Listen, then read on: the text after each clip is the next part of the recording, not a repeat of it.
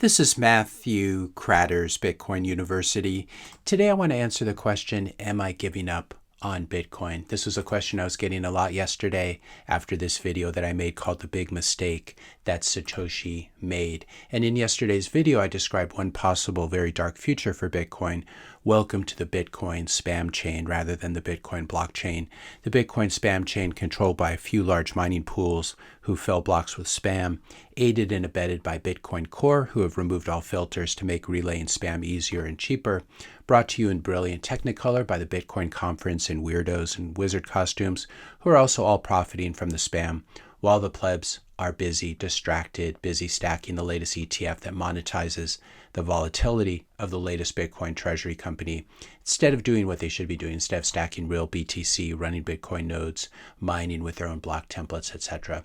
So many of you were rightly disturbed by this vision. Relaxing Sounds 5469 said, I really appreciate your content, and I've been listening to you for years and just recently bought in about 6 months ago. The channel is definitely a source of inspiration and gave me a lot of confidence in BTC, but lately I got to be honest that your channel has been a constant source of FUD lately, fear, uncertainty, and doubt. To be clear, this is not a criticism of you and not a suggestion that you shouldn't be making these types of videos raising these concerns.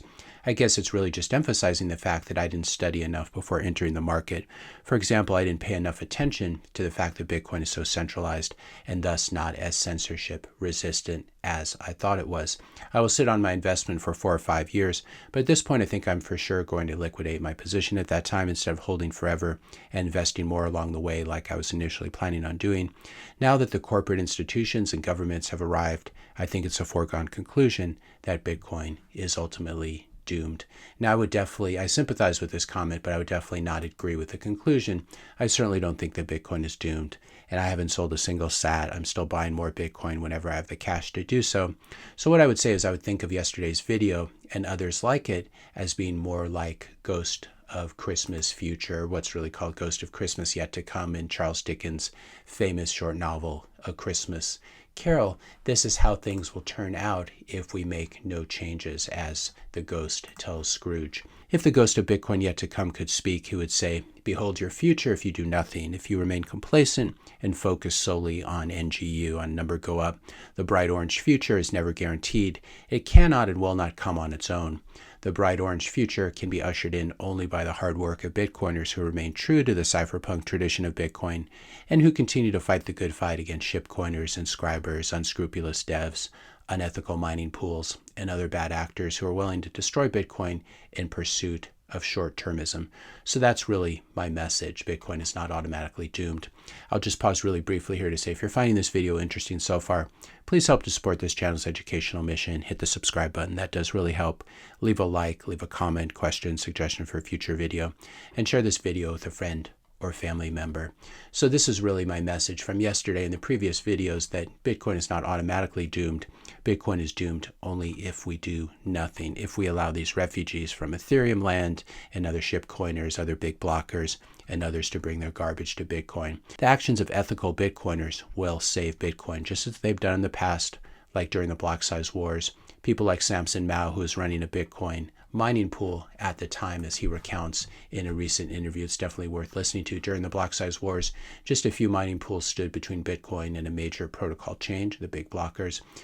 Samson recalls how saying no helped preserve the network and why today it's easier and essential for plebs to push back. So let me play this brief clip.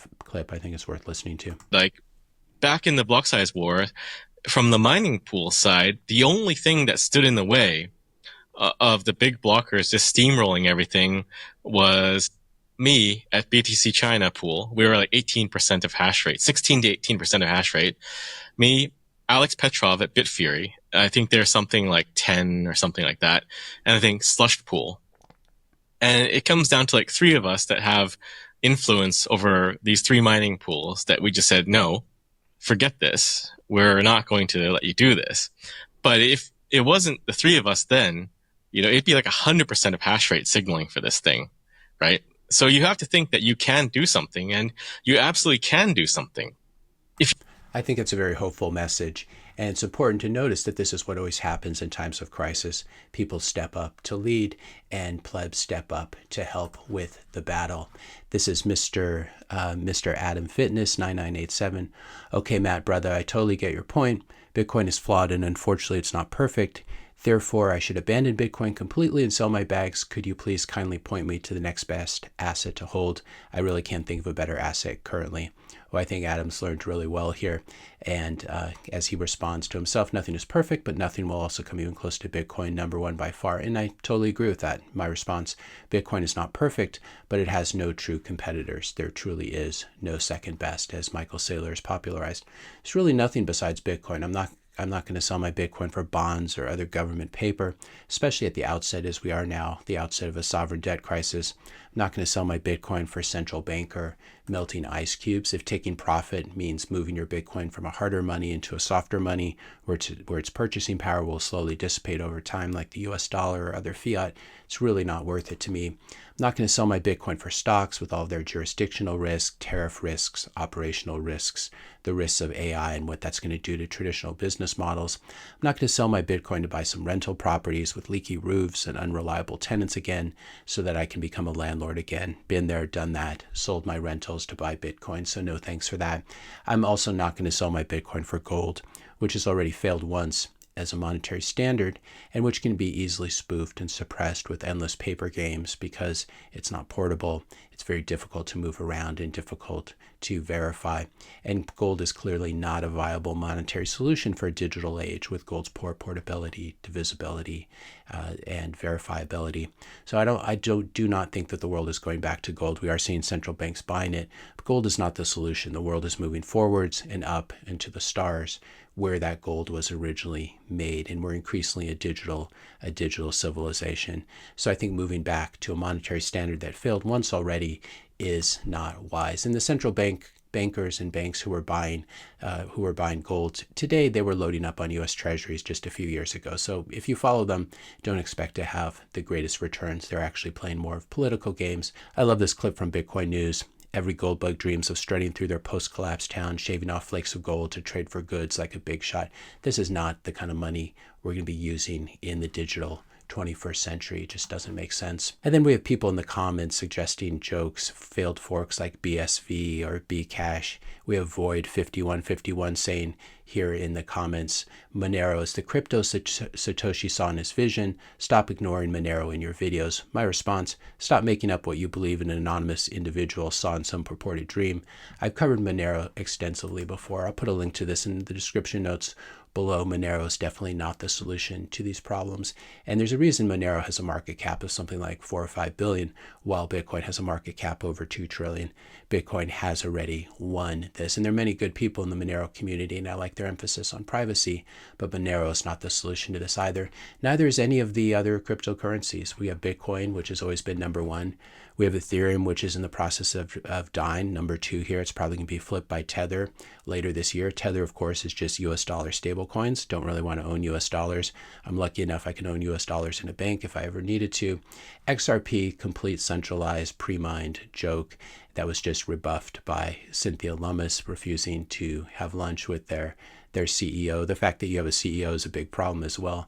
BNB, just an exchange coin for Binance. Solana, centralized VC venture capitalist coin that's basically just a project for making meme coins.